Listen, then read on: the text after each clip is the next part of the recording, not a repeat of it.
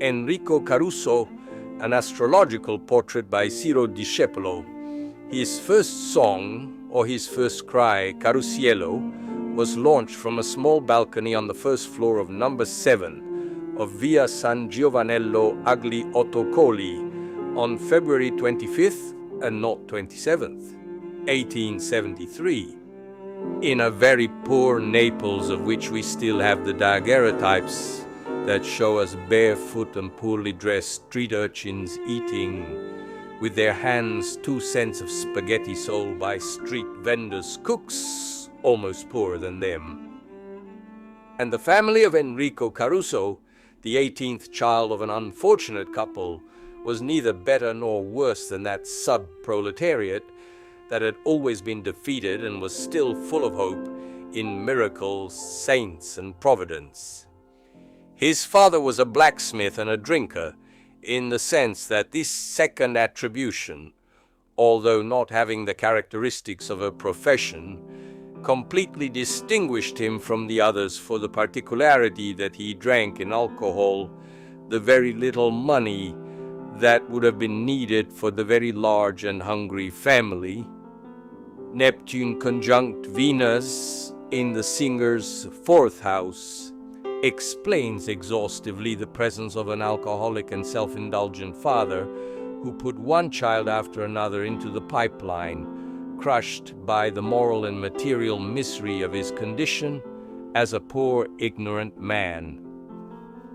Enrico's mother is reported several times in his biographies to be sick, and it is not clear how it could have been otherwise, starting from those conditions. Then the success, the huge worldwide and historical success, which has transcended the spaces and the eras of ours, finds a first justification in that Mars in the 10th house in Scorpio, trine to the Sun and Mercury. It was the strength of his rebellion, the very high need for freedom and emancipation from poverty, from necessity. That Mars meant the deadly power of his voice capable of breaking the windows, the anger of a boy who wants to escape at all costs from a destiny of hunger and deprivation, who does not want to become a poor craftsman like his father, forced for a whole life to beat the hammer on the fire. I know many people who, with the same Mars in the 10th house, have shouted loudly, have rebelled against the world, against conventions, have revolutionized their lives, making gestures containing an unimaginable charge of freedom. It makes me think of a young woman who, caught between the desire to make her family happy by getting married and settling down, and stimulated by a great need for emancipation and independence, a few weeks before the wedding did not feel up to it and blew it all, amidst general dismay and anger, leaving a man petrified by that gesture and a family still incredulous at such a choice.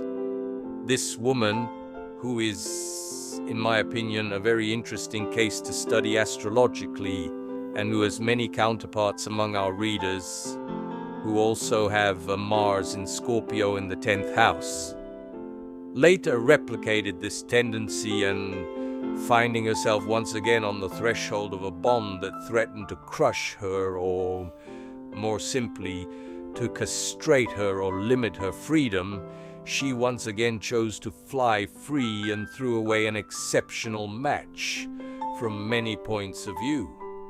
I believe for this reason that the world would not have known the great Caruso if he had not had that imperious Mars in the 10th house that made him rebel against the codes of an existential slavery fixed by the blackest misery that does not need great censorship to crush individuals in the most squalid flatness without offering them the possibility of redemption. In Caruso's high notes, there was not the martiality of a Massimo Ranieri, the anger, almost, of wanting to leave the Palinetto Santa Lucia neighborhood, but the firm determination to emerge without any possible alternative. But why singing? Singing, first of all, for the strong values of the 2nd house, Thinking about this, we must think about how much very useful information our German colleagues give up when they do without the houses.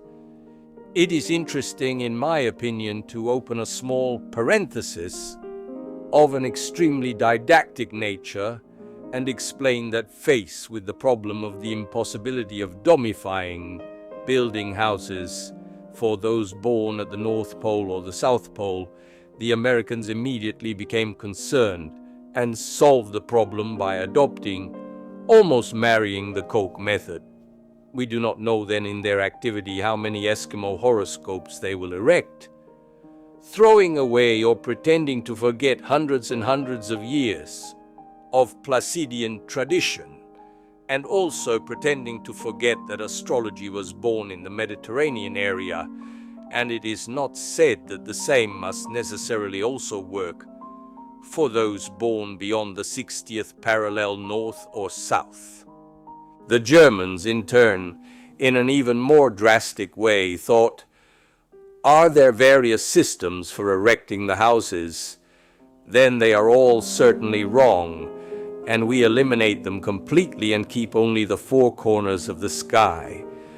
And so Enrico Caruso's horoscope, under the eyes of a Teutonic colleague, in my opinion, loses 90% of its significance. Yes, because in fact the presence of the luminaries and Mercury in the second house is, in my opinion, the main explanation for our man's huge singing interest. Having strong values in the second house means having strong values in Taurus. And who, among the 12 signs, is the golden throat par excellence? Taurus, precisely. Taurus voice and Taurus throat were two fundamental pairs in the destiny of the subject who, both artistically and pathologically, he was operated in 1909 for hypertrophic nodular laryngitis, was characterized by this important part of the body and the physiology of his person. Of course, the beautiful Venus-Neptune conjunction in the second part of his life also tells us about the great success he achieved artistically, and Venus, ruler of Taurus, once again proposes the combination with the throat and the voice. The second house also corresponds to the ability to make money, and Caruso, after a dramatic start, as we have seen, and after many years of apprenticeship as a parking attendant earning a few cents a day, triumphed at the Metropolitan in New York, where he held 607 performances, the first of which cost $1,000 in early 20th century America. He was always sensitive to the subject of money, and apart from the considerations and appreciations that should make us write about him enthusiastically on the artistic side, we must record that Carusiello was a great machine for producing money. Jupiter, wonderfully placed in the 8th house, the economic house par excellence, is another cornerstone of this destiny. But his photogenic nature also had a very important weight. And forgive us if we mention once again our friend Lisa Mopurgo. She is one of the most brilliant astrologers of our century, and her value is not limited to having discovered a very important relationship between the second house and the image, and between the sign of Virgo and the hands. Her value goes well beyond that, and even if I do not feel like sharing the general basis of her theories, I will never fail to point out, with great joy, the many findings that daily bring me back to reflect on her writings. So Caruso, dark with dark eyes and a thick mustache, had a precisely southern charm, and his look played an important role in his social rise, so much so that he also starred in 2 important films, which is not at all an automatic thing for a successful man who could also be a photogenically very loser. Much has been written about Enrico Caruso's nature and character, but what the biographer Eugenio Gara notes in an essay published by Cisalpino Goliardica seems quite significant. That boy with changeable moods, sweet but quick to spring, punctilious but with rancor written in the water. How can we not recognize a moon in Aquarius opposite Uranus? The codes of rebellion, as we have already written, strongly characterize the Guaglione, who, however, was what is usually called a dough of bread, perhaps because of what life had taught him in that terrible training ground that had been his childhood and also part of his youth. Caruso loved a woman very much, the soprano Ada Giachetti, whom he met in the summer of 1897 and who gave him 11 years of love as well as ensuring his offspring. Neptune and Venus were conjunct the radix descendant, and Jupiter was transiting in the 8th house. Very often this transit speaks to us of gratifications related to sexual life, even if we know well that for opera singers this is a somewhat taboo subject, since the voice is the one that immediately registers any physical failures and irregularities from alcove activities. The rest of the subject's life, not very long, was spent between many successes, travels, other loves and children, and a great passion for art objects of which the tenor became a great collector. This last point is to be related, in my opinion, to the unresolved orality that was at the basis of his singing interests, but also of the greed that in fact was expressed above all in the form of possession of art objects. From a didactic point of view, the horoscope in question still lends itself to an important observation: the values in the 4th house.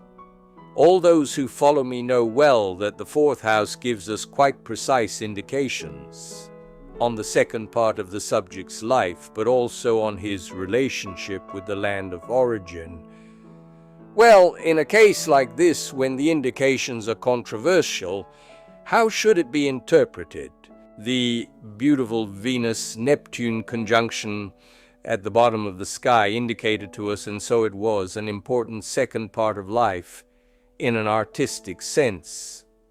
But the cusp of the 4th house in Aries, well, that meant the bad return to Naples, to the San Carlo, after many years of separation, when he was already a great singer, and when he received so many boos that he swore never to set foot in that land again. Fate, however, wanted him to die there.